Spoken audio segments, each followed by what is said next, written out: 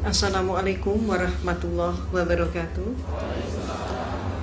Ibu-ibu dan bapak-bapak yang dirahmati oleh Allah, alhamdulillah di siang hari ini kita masih diberi kesempatan untuk berjumpa dalam keadaan sehat walafiat dan dalam keadaan menunaikan ibadah puasa.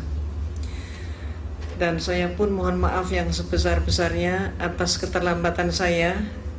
Tapi alhamdulillah Allah pun masih berkenan untuk menakdirkan kita berjumpa.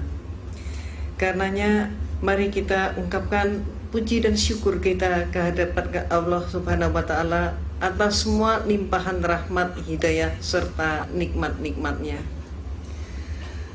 Alhamdulillahirrahman, alamal Quran, khalaqal insana alamahul bayan.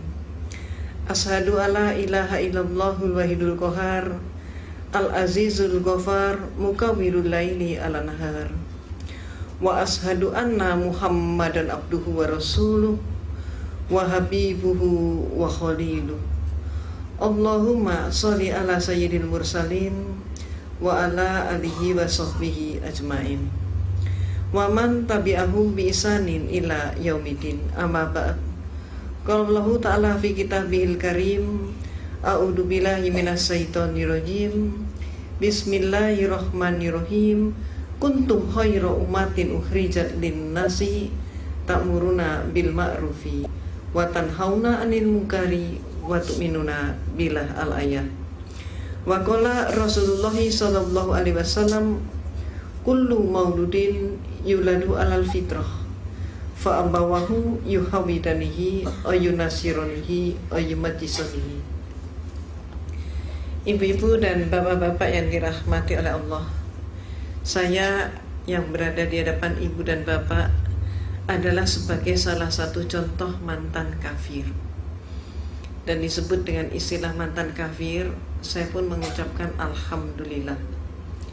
Karena mantan kafir itu adalah orang yang mendapatkan hidayah Allah. Sangat berbeda kalau disebut mantan santri, mantan ustadz, ataupun mantan kiai.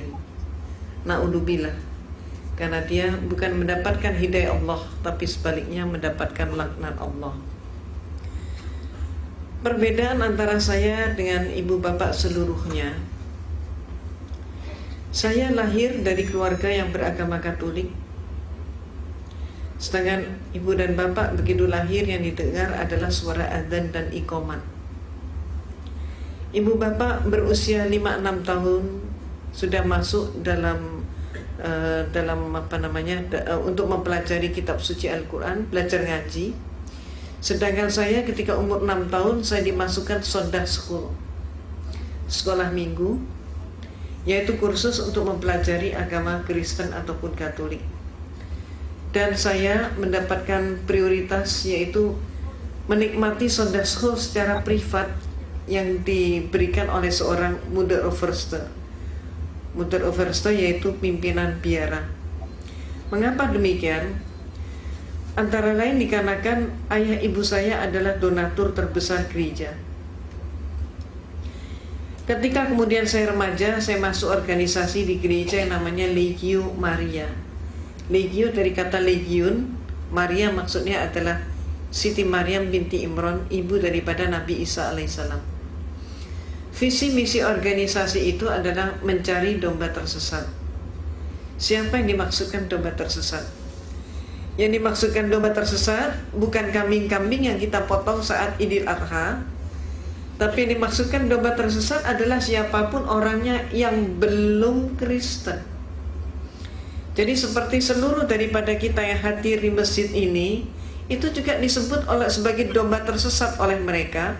Dan inilah yang diprogram untuk dikristenkan oleh mereka. 1 tahun berikutnya saya menjadi salah satu ketua terbesar dengan jumlah anggota terbesar di tanah air kita. Dan setelah itu saya masuk biara menjadi seorang biarawati atau suster. Ibu dan bapak, jujur-jujur saja saya tidak pernah bercita-cita menjadi seorang muslimah. Cita-cita saya menjadi seorang biarawati dan saat itu sudah tercapai. Namun pada saat justru saya sudah mencapai cita-cita saya, disinilah Allah menyelenggarakan kehidupan hambanya.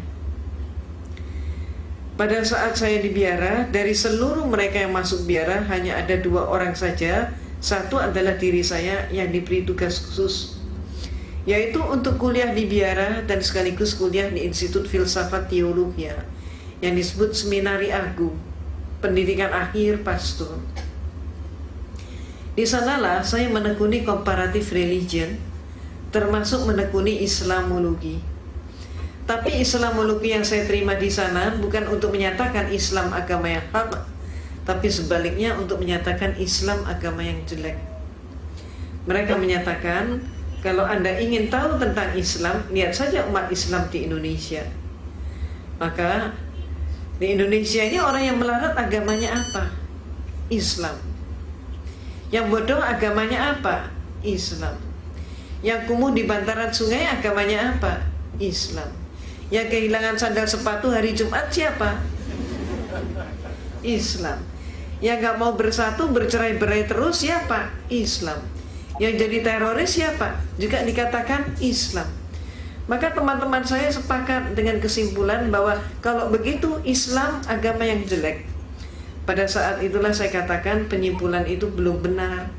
Islam jangan hanya dilihat di Indonesia, coba kita lihat bagaimana di negara-negara yang lain.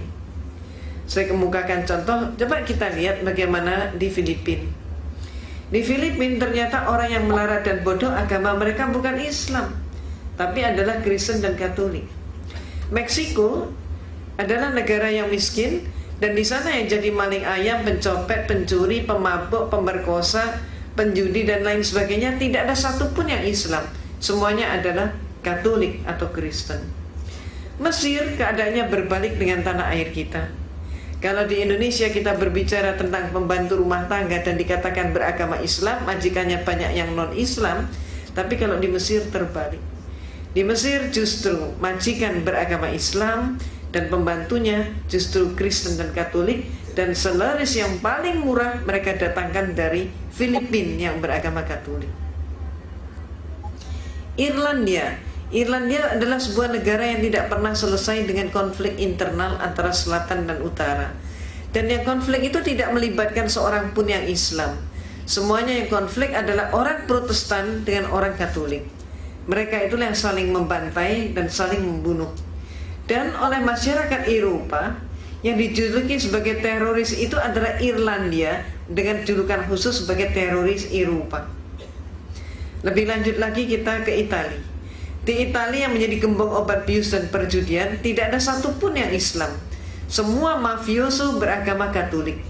Maka saya katakan kepada dosen saya, Pater, sebutannya Pater atau Pastor, saya katakan Pater, tidak terbukti bahwa Islam jelek. Maka saya kemudian mengajukan solusi sekaligus usul, minta izin untuk mempelajari Islam dari sumbernya sendiri. Izin diberikan, tapi dengan satu instruksi, mencari kelemahan Islam. Inilah untuk pertama kali saya berkenalan dengan Islam. Pertama kali saya ngaji, saat itu saya masih di biara dengan kapasitas sebagai seorang biarawati. Tapi ketika saya memandang kitab suci Al-Quran, melihat huruf hijaiyah, saya pun jadi bingung. Ayat ini mana yang depan, mana yang belakang, mana yang atas, mana yang bawah, bingung sekali. Saya amati bentuk hurufnya, lebih bingung lagi. Hurufnya ini kok panjang-panjang, bulat-bulat seperti cendol. Saya nggak mampu. Maka akibatnya, karena keterbatasan waktu, saya putuskan saya harus ngaji dari terjemah. Ketika pertama kali saya memegang terjemah, apa yang terjadi? Keliru juga. Ayat Allah yang saya pelajari itu bukan dari depan ke belakang, tapi kebalik dari belakang ke depan.